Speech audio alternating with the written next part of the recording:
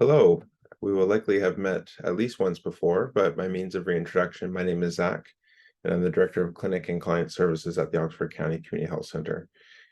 This is a health and safety orientation overview designed to give you the basics in order to keep you safe and to understand your rights and responsibilities in terms of health and safety when you're on your clinical rotations at our center. So this is what you can expect over the next 10 minutes or so. I'll go over your occupational health and safety rights. I'll review our Joint Health and Safety Committee team and procedures. I will talk about how you can report a hazard while you're at our center. I'll talk about the basic security processes at our main site, and as well as emergency procedures that you might have to know and participate in. So firstly, your rights as a worker. We consider everyone, either employees, students, or volunteers that come to us as a worker under the Occupational Health and Safety Act. So first of all, you have the right to know about hazards in the workplace. Now, we will let you know if ever we believe that there are hazards that extend beyond the typical hazards associated with performing dentistry. But beyond that, we'll assume that you know the basics of the equipment you're using being in your fourth year of your dental program. You also have the right to participate in the health and safety process.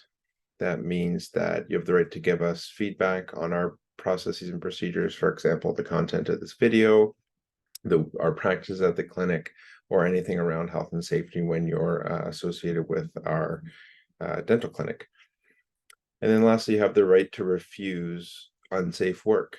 That means that you can, at any point within reason, walk away from work you believe that's putting you unduly at risk.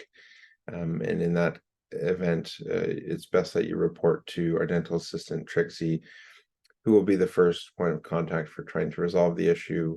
She'll likely come to me and we can find a solution, hopefully in short order. At the Oxford County Community Health Center, we have a Joint Health and Safety Committee that consists of 3 members, Kara LaCroix, who's a worker member, certified level 2, Deidre McDonald, who's a worker member, certified level 2, and then myself. Each of our contact information is attached there in the table, and feel free to reach out to any of the 3 of us with health and safety problems. So let's say you are here on a clinic day, or you arrive on your first day and you believe that there's a hazard that hasn't been dealt with appropriately.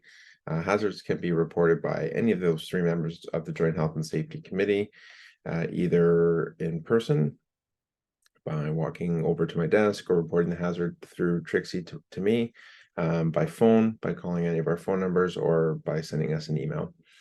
And the hazard will either be resolved right on the spot, as they are in many cases, or it might be required to be reported more formally using a hazard report form, at which point it would go to the whole Joint Health and Safety Committee for review. In terms of our basic security processes, we use security fobs to secure certain areas within our building, and the dental suite is one of them. So outside the dental suite, you'll see a little fob tap pad, and you'll be required to sign out a fob from Trixie when you arrive on each day when you arrive, and sign it back in before you leave our clinic. This fob will allow you to travel through the building freely. So whenever you encounter a door that's locked with one of these black fob taps beside it, simply tap the fob on it and wait a split second and it will let you through. Please be mindful as you pass through our center that there might be active programs running, particularly in the community kitchen.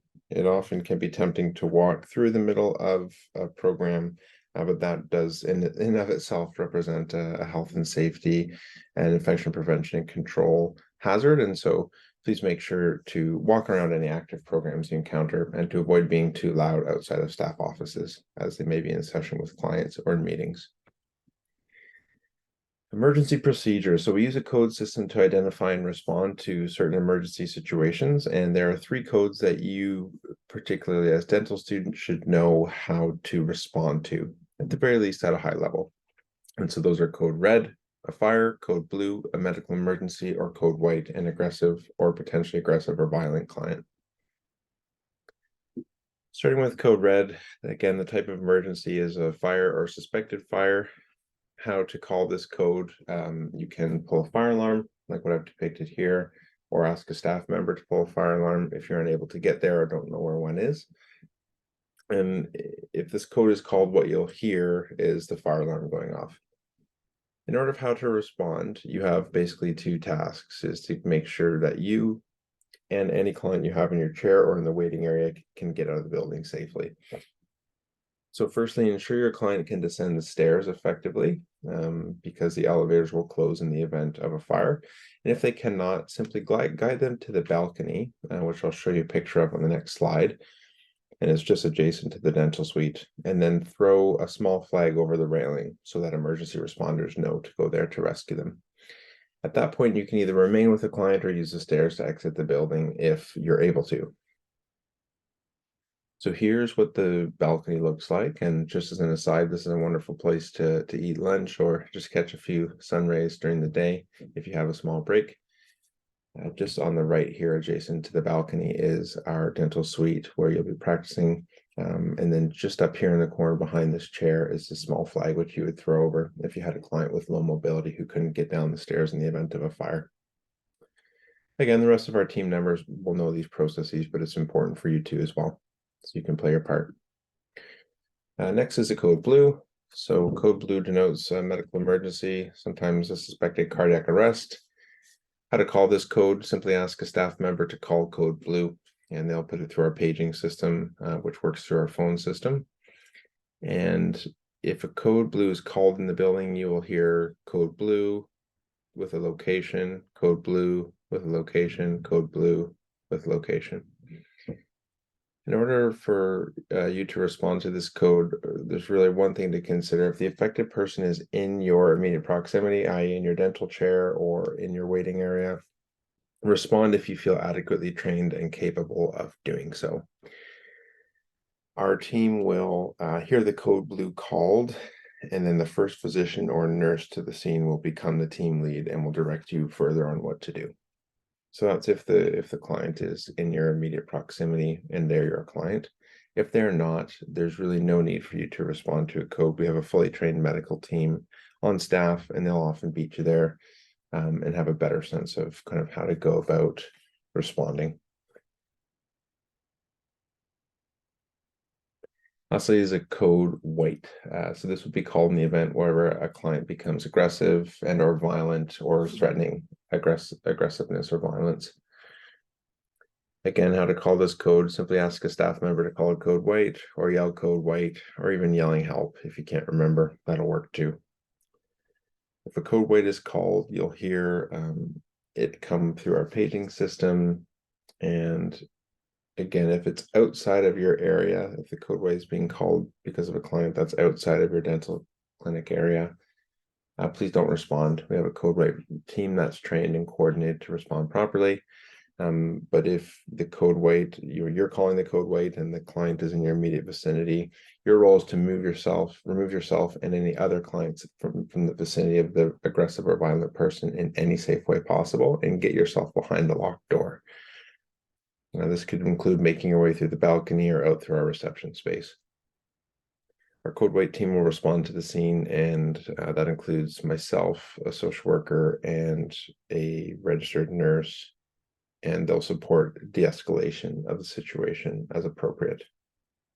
So again, really, in this case, the plan is to remove yourself from the scene as quickly as you can, and then to allow our team to respond in the best way possible, which may include calling 911. So that was a bit of a crash course. I hope you found it to be helpful. If you have any questions, either during or after, or so either before or during your rotation, or even afterwards, give me a shout or shoot me an email. I'm happy to answer them. My door is mostly always open unless I'm in a meeting. So I hope this was helpful for you. We look forward to seeing you on your first day. Take good care.